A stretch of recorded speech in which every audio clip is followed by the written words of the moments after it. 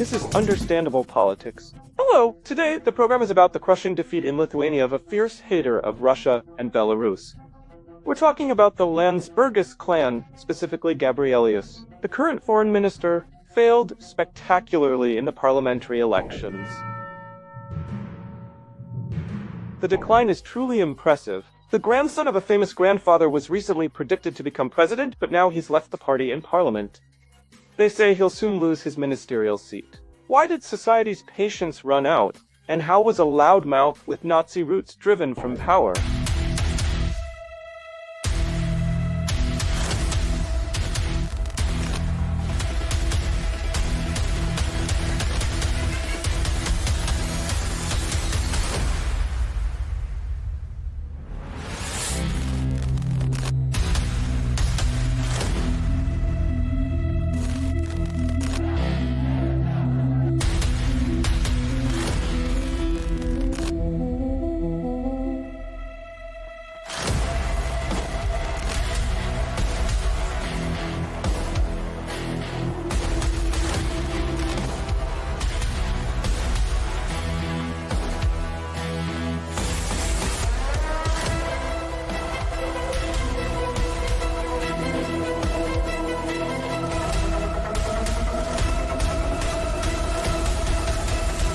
On October 27th, the second round of elections to the Lithuanian parliament took place. And the results, to put it mildly, were surprising. The Social Democratic Party won.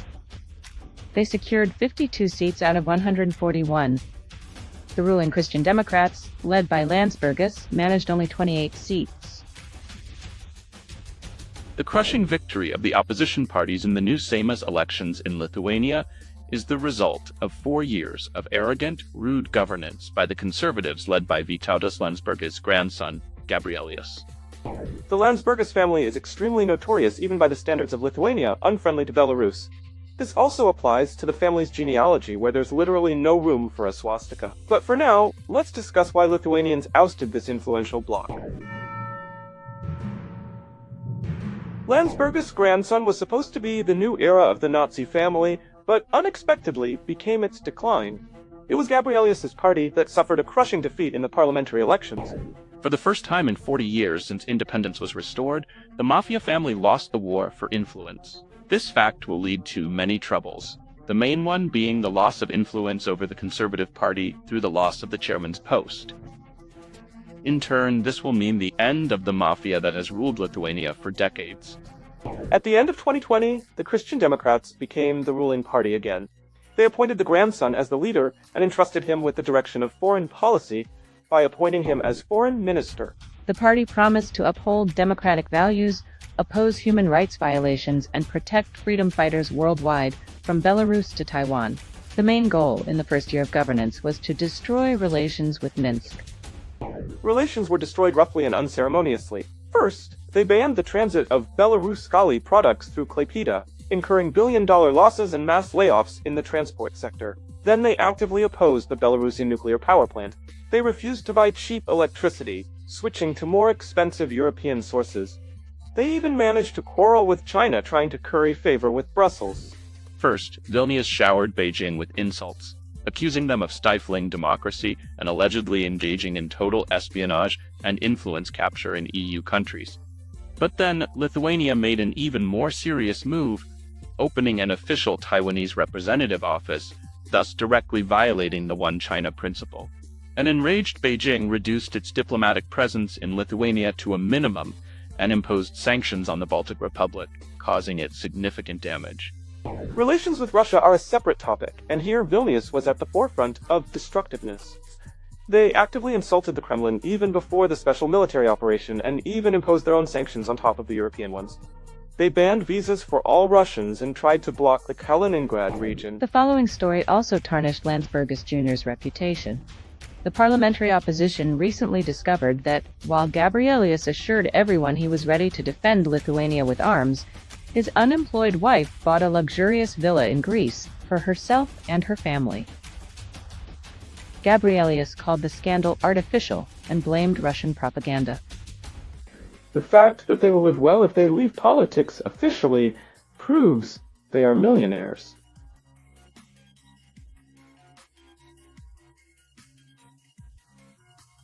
Gabrielius Landsbergis and his wife are millionaires. So why should they continue fighting Russia here, as they say? Why? They'll move to Greece and live in their house, a luxurious house with pools.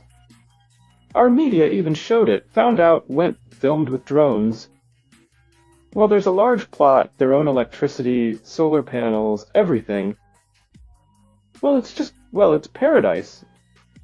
Negligence in power did not go unnoticed. People see it, despite the total media purge. Prices are rising, jobs are decreasing. The first warning for the Landsbergis family came this spring during the presidential elections. Low ratings forced them to abandon the initial plan, and Gabrielius was not nominated for the highest state post. The idea was called doomed. Summer sociological data showed the scale of the tragedy. The overall situation in Lithuania favors the ritual sacrifice of Landsbergis on a shameful pyre. Public opinion poll data from the Vilmorus Center for Sociological and Market Research, monitoring conducted from July 11 to 21st, claims Nausėda remains the most favorably viewed politician. As for Landsbergis, he didn't make it into the top 10 popular figures, receiving the most negative ratings, 66.5%. And now in the fall, quite logically, Landsbergis' ruling party got a kick in the rear. Citizens did not forgive the break with traditional ties with Minsk and Moscow, did not forgive the thoughtless, aggressive rhetoric, and much more. How did it turn out? Military rhetoric up, living standards sharply down. The head of the winning party stated that people want change. The election results showed that the people of Lithuania, wherever they live in big cities, towns, or villages, want change. They need a completely different government, not arrogant, listening to their problems, and seeking solutions to these problems. Landsbergis was so unprepared for such a stunning blow that after the disgraceful defeat, he renounced his mandate, resigned as party leader, and announced he would take a break from his political career to reflect on his mistakes. By the way, Landsbergis Jr. was elected from Kaunas, the ancestral domain of the Landsbergis dynasty, the main citadels of Lithuanian conservatism, Russophobia, and nationalism. This seems to be called expelled from the brothel for debauchery. Landsbergis faced another failure. He was eager to become the EU Commissioner for Foreign Policy, and here no luck. His merits in the systematic war against Belarus and Russia didn't help. Landsbergis wanted to replace Josep Borrell to oversee EU foreign policy, but EU leaders ditched Gabrielius. In the quiet of Brussels offices, they agreed that the High Representative for Foreign Affairs and Security Policy would be Estonia's Prime Minister, Kaja Kallas. After that, it's better to sit quietly. In Landsberg, with his tail between his legs, Panur went to lick his political wounds. The future of conservative leader Gabrielius Landsbergis is already in thick fog. The Conservatives' failure is largely on his conscience. Corruption scandals in the party and entourage, the non-transparency of his wife Austea Landsbergienna's business, and the scandalous achievements as foreign minister leave Gabrielius no chance to remain in Lithuania's big politics. He wasn't even allowed into the European Commission. Failure on all fronts. Now more about the notorious clan that has been running Lithuania for many years. Let's start with Vytautas Landsbergis, the head of the Nazi family, not to be confused with his son and namesake, whom we'll get to later. Vytautas Landsbergis was a Lithuanian collaborator. When writing about such figures, I often start with the lines, "With the arrival of the fascists, he switched to their side." But that's not about Vytautas, because he had no doubts. He eagerly awaited the fascists and welcomed them with open arms. And do you know what he's especially known for? This man created the first concentration camp for Jews on Soviet territory. It was in the city of Kaunas. Vytautas was so imbued with Nazi ideas that he immediately caught the Germans' attention, and they appointed him minister of the Provisional Lithuanian Government under Germany's protection. And do you know the cynicism of the situation? Landsbergis himself was a descendant of Jews. Nevertheless, he contributed to solving the Jewish question in Lithuania. In 1941, he addressed the Nazis with the following words: "We welcome the German liberators and ask for the nationalization of property belonging to Jews and individuals actively working against the interests of the Lithuanian people." After the war, it was proven that Vytautas was guilty of the destruction of 200,000 Jews in Lithuania. He called himself nothing less than a liberator and guardian of Lithuanian interests. In fact, as Minister of Public Utilities, he almost personally participated in the executions of ordinary people. A special achievement of the politician is the creation of the Salisbury's concentration camp.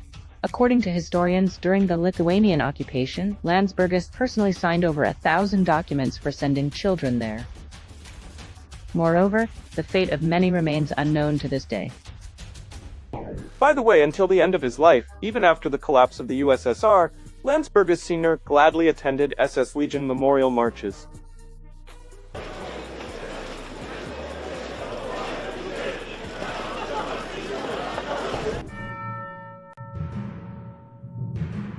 His son, also Vytautas, not only shares the same name but is a twin in views.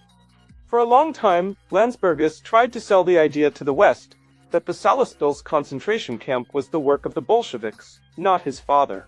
After the USSR's collapse, Vytautas became the first head of independent Lithuania.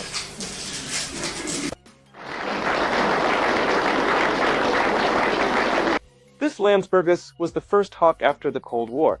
Even in '92, he called for erasing Soviet heritage and invested heavily in propaganda, claiming the Russian bear, even in hibernation, is enemy number one.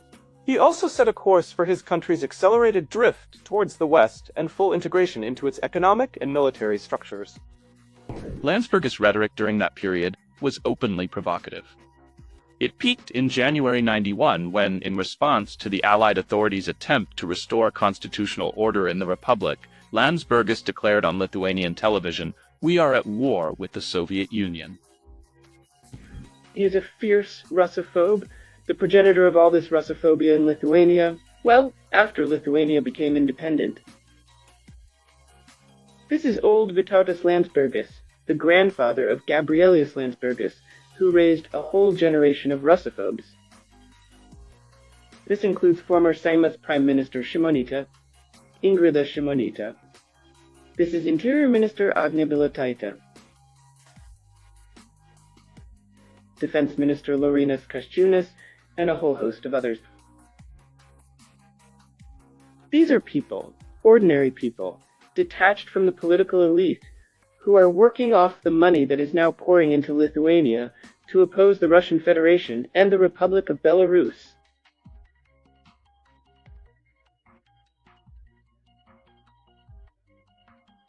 After Lithuania left the USSR, Vytautas Landsbergis received the unofficial title of the Father of Lithuanian Independence and enormous political influence, which he retained even after leaving all official posts. The Landsbergis clan, as their adversaries call them, hereditary informers and collaborators, deeply entrenched their tentacles in the country's governance system. Landsbergis always fiercely criticized Belarus. The Nazi, you see, didn't like that Minsk went its own way and ignored his cries. Being responsible for the closure of the Ignalina NPP, he simply sold it for scrap in the EU, and in 2019 Vytautas was still talking about threats from Ostrovets. The politician believes that relations with the neighboring countries should not be improved due to the construction near the city of Ostrovets, 50 kilometers from the Lithuanian capital, of the Belarusian nuclear power plant, which Vilnius calls unsafe, contrary to the opinion of IAEA experts. Lithuania's biggest problem is the threat to the country's viability from nuclear contamination right near our capital, said Landsbergis. At that time, Vilnius, prompted by the Landsbergis party, became the only country to block the EU's cooperation agreement with Belarus. The Brown Patriarch of Lithuanian politics, they say, was delighted. Whether conservatives, Landsbergists, or social democrats, they essentially pursue the same policy, indistinguishable from each other. Just even if you look at it, social democrats should be like a left-wing party. Not as left as communists, but essentially Lithuanian social democrats have only retained the emblem of this name, the flag. In terms of economic policy, there is no leftist idea. Also, the so-called Homeland Union of Christian Democrats, well, these Landsbergist conservatives are not conservatives at all. They organize all the LGBT parades. We just use old terms that no longer correspond to their meanings, do not correspond to reality.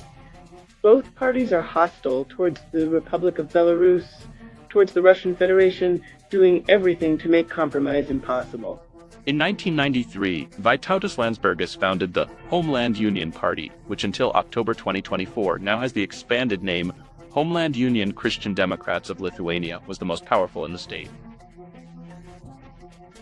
He decided to make his grandson Gabrielius his main political heir.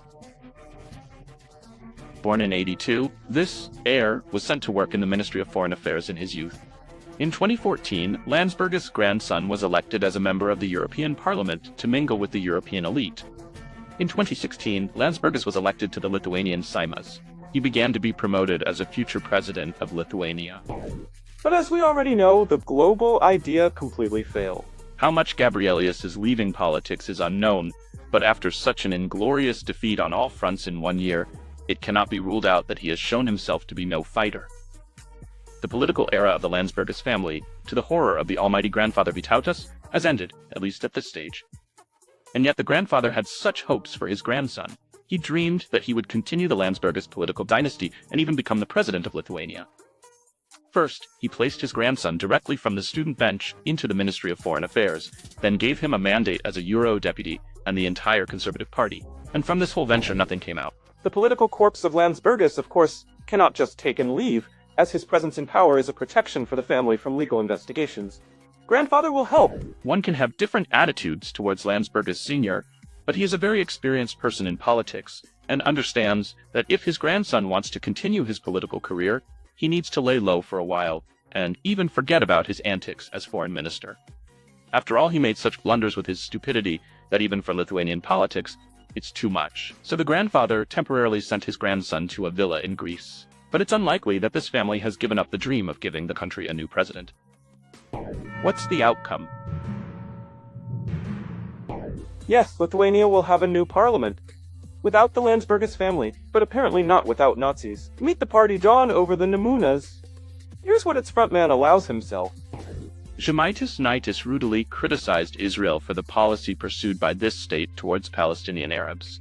And although during the war years the Nazis, with the support of local collaborators, destroyed at least 200,000 Jews in Lithuania, Žemaitaitis stated that it is not Lithuanians who should apologize to Jews, but Jews to Lithuanians. The party leader was expelled not only from his former party Freedom and Justice in 2023 for scandalous anti-Semitic statements, but also excluded from parliament. But Remigius Žemaitaitis did not give up and quickly created a new one. The result of Dawn over the Nemunas is called a serious success. The newly created political organization of marginal nationalists is now at the top of the country's political life. Žemaitaitis has already stated that he does not intend to abandon his anti-Semitic views. It seems the Landsbergis family has found a worthy competitor. Though why only them? For example, Nausėda. Here's the famous video where the president lays flowers at the monument of the Forest Brothers commander, Ramanauskas. Under the nickname Hawk, he participated in Jewish pogroms and the extermination of Russians. And of course, the Minsk butcher Impulavicius destroyed the residents of the capital after the Jews in Slutsk. He also has connections to the highest levels of Lithuanian power. The Minsk butcher's envoy was Valdas Adamkus, a fervent hater of Russians, who considered the liberation of Lithuania in 1944 an occupation by the USSR. He carried this hatred throughout his life and became the president of Lithuania in 1998. He served for 11 years and in 2004 took on as an advisor a politician with similar views, Gitanas Nausėda, who today leads Lithuania. In general, there is no point in hoping for a reset of relations. Both the winners and the losers receive satisfaction from the same Brussels wallet. Vilnius's course has long been subordinate to the elder brother. There is no place for the interests of the Lithuanian people in its foundation. And no one is going to take off the Nazi coat. For many years, revanchist sentiments have been brewing among the Lithuanian elites. The Nazis lost? Many went underground, but did not forget the grievances. What can be said if the Landsbergis family carried this deep hatred through 3 generations? Goodbye.